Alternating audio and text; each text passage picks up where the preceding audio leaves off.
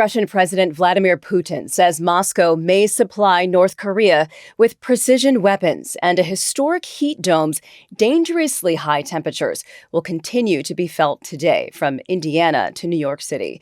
Good morning, I'm Kristen Wright with NPR News, and here are today's top stories. Russian President Vladimir Putin is warning the U.S. and other Western countries that Moscow may supply precision weapons to North Korea.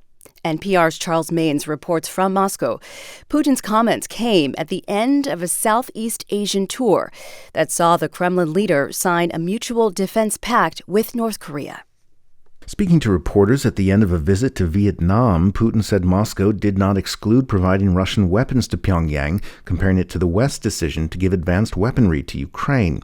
Putin has previously threatened to supply arms to Western adversaries in a mere response to the West lifting of some restrictions on Ukraine's ability to strike inside Russia proper. Putin also made clear Moscow saw a new mutual defense cooperation pact with North Korea as a deterrent against such actions. The U.S. and its allies have previously accused the Kremlin of providing North Korea with sensitive technologies to aid Pyongyang's weapons programs in exchange for North Korean munitions for use in Ukraine. Charles Maynes, NPR News, Moscow. In a hearing in Florida today, Donald Trump is challenging the law that authorized the appointment of special counsel Jack Smith. Smith investigated Trump's handling of classified documents after leaving office. As NPR's Greg Allen reports now, Trump's lawyers say the law is unconstitutional, and they're seeking a dismissal of the charges. The Attorney General's authority to appoint a special counsel has been challenged before and upheld by the U.S. Supreme Court.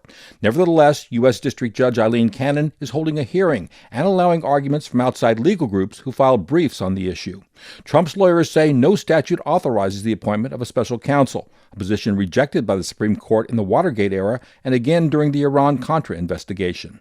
Judge Cannon, a Trump appointee, says arguments on Jack Smith's appointment will continue Monday. Greg Allen, NPR News, Miami. New England is finally feeling some relief while very hot conditions continue from Indiana to New York City.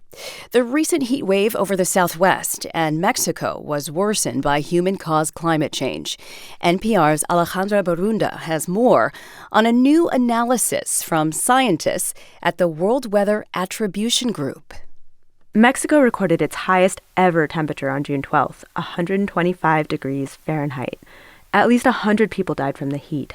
Howler monkeys were falling from the trees, passing out and dying from exposure. Isidine Pinto from the Royal Netherlands Meteorological Institute explains that climate change made this heat dome much hotter, and also 35 times more likely to occur now than the pre-industrial period.